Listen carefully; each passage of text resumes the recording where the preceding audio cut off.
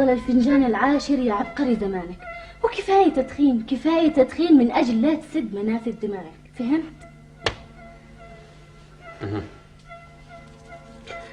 أنا ما أدخنش من أجل يساعدني على التفكير، وعارف إنه ما فيش فايدة منه يا سيبوي. إذن المشكلة أتحلها القهوة؟ اطرحي القهوة. المشكلة مش في القهوة. إذن المشكلة في الشاي.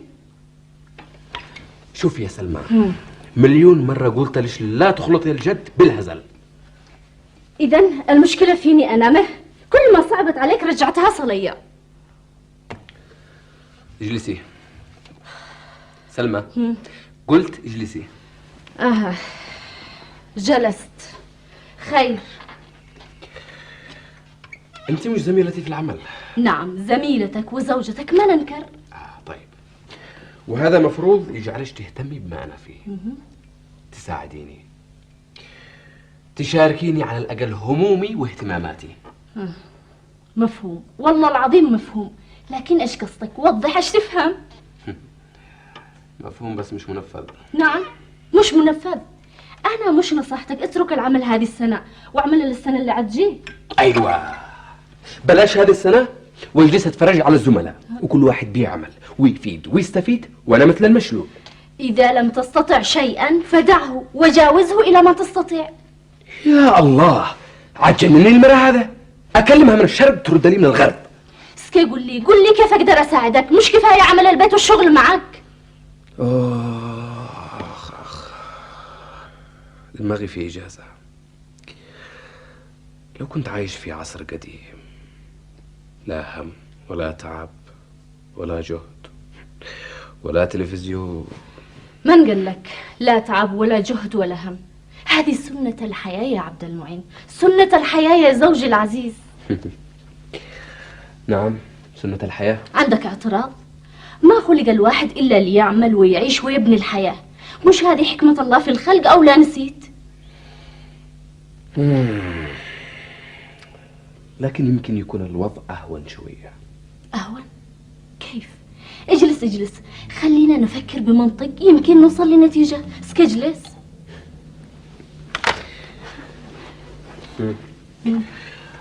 جلسنا. اتفضلي يا سقراط. وبدون سخرية يا عبد المعين، على قولتك لو وجدت في عصر قديم ما كنت عتعمل؟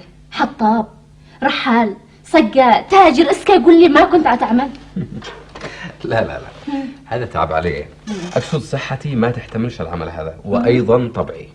طالما لا صحتك ولا طبعك يساعدوك على هذا العمل ما كنت عتعمل. مخترع، عالم ذرة، قول لي ايش تفهم؟ وليش عالم ذرة؟ ليش مثلا ما أكون وراق أو مؤرخ، أألف كتب وانسخ مخطوطات. رجعنا لنفس الموضوع، كتابة وتأليف. أما لو كان في تلفزيون في هذا العصر كنت عتكون فيه مذيع يا عبد المعين، تصور. اسمع يا عبد المعين، كل إنسان ميسر لما خلق له، أفهمت؟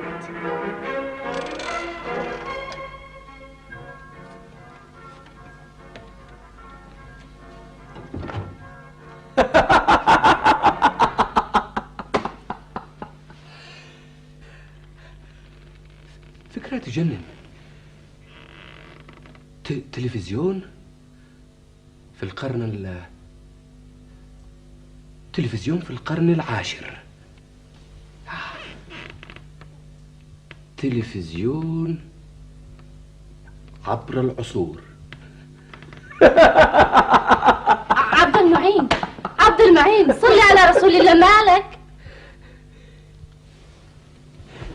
سلمى، وين الكتاب اللي قلتي انش وجدتيه في مخزن بيتنا القديم؟ أي كتاب؟ لا تنسى أنها كثيرة. الضخم الكبير، أكبر واحد فيهن.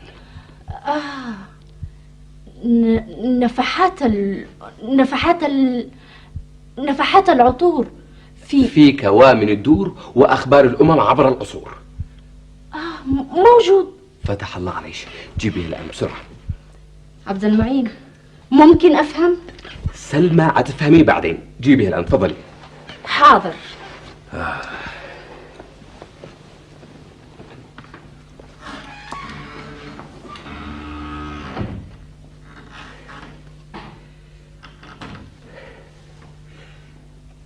التلفزيون عبر العصور، فكرة تجنن. وين كانت من زمان؟ فن، والفن ما فن عن الواقع.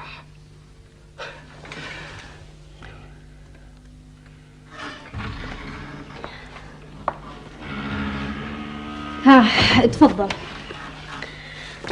الله يخليك. اعطيه. اوه. شوف يا سلمى. ايوه. مش حرام ان الاهمال ياكل كتبنا وتراثنا. شوفي ايش بيقول في المقدمة. ما بيقول لسه، ايش تسمع؟ لقد حرص مؤلف هذا الكتاب على تضمينه كل ما يصدر عن الإنسان من حب وكره، ووفاء وجحود، وإيمان وكفر، ويقظة وغفلة، وهمة وكسل، وصدق وكذب، وتأن وعجلة، وشجاعة وجبن، وكرم وبخل، بالإضافة إلى أخبارهم عبر عصور مختلفة، وما يتوقع من أخبار العصور اللاحقة. العصور اللاحقة كلام فارغ.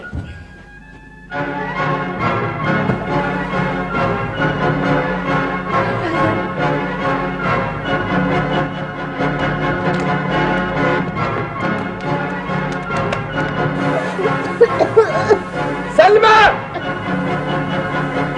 أين أنت يا عبد المعين؟ أين أنت؟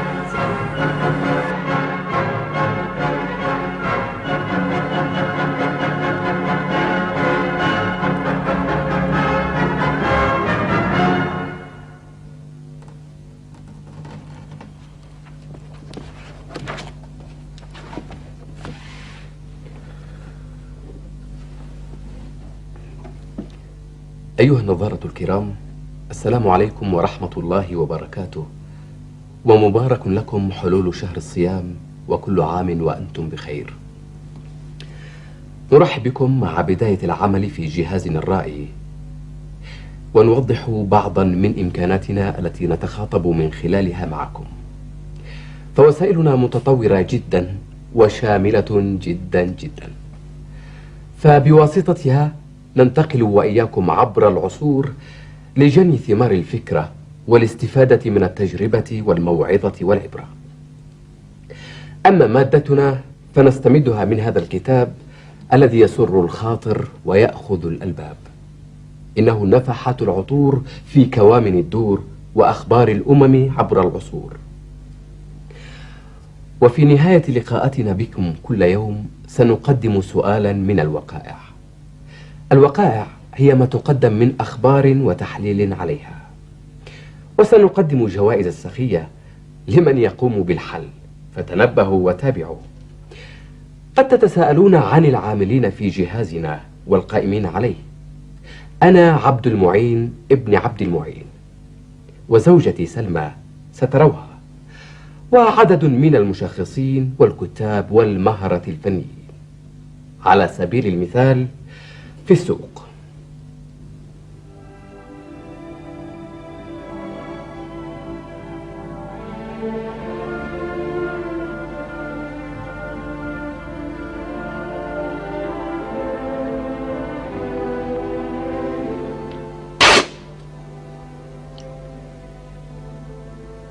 مزق الله حالي كما يمزق القماش البالي. إن كنت أخبركم بدون إعزاز، أنا أدعى أبو قماشة البزاز.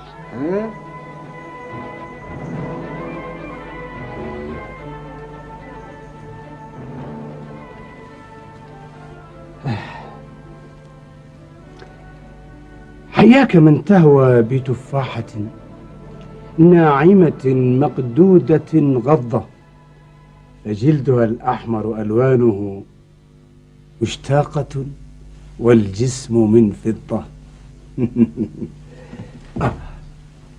عفوا، نسيت أن أعرفكم بنفسي.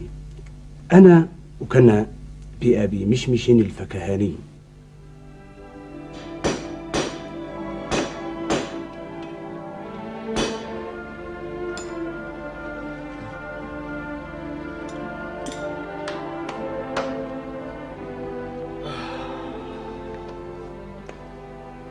يا رب يا رب جرني من سؤال الناس، ونجني يا كريم من غصة الإفلاس. النار في الكير أهون من سؤال الناس. فاسي حبيبي ومن القاضي شديد مراس. يا ناس يا ناس حياكم أبو ترباس.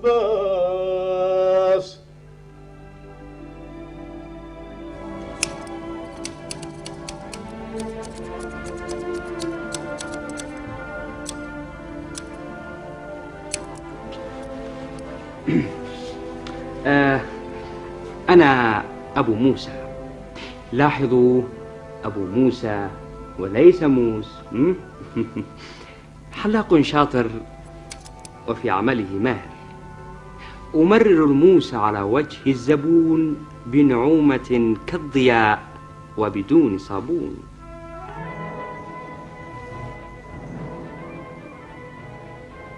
أي هكذا دائما، فأنا حائك أحك الثياب وأطرزها. فنان، ولهذا أحتمل وخز الإبر. عفوا، أعرفكم بنفسي، أبو عروة الحائك.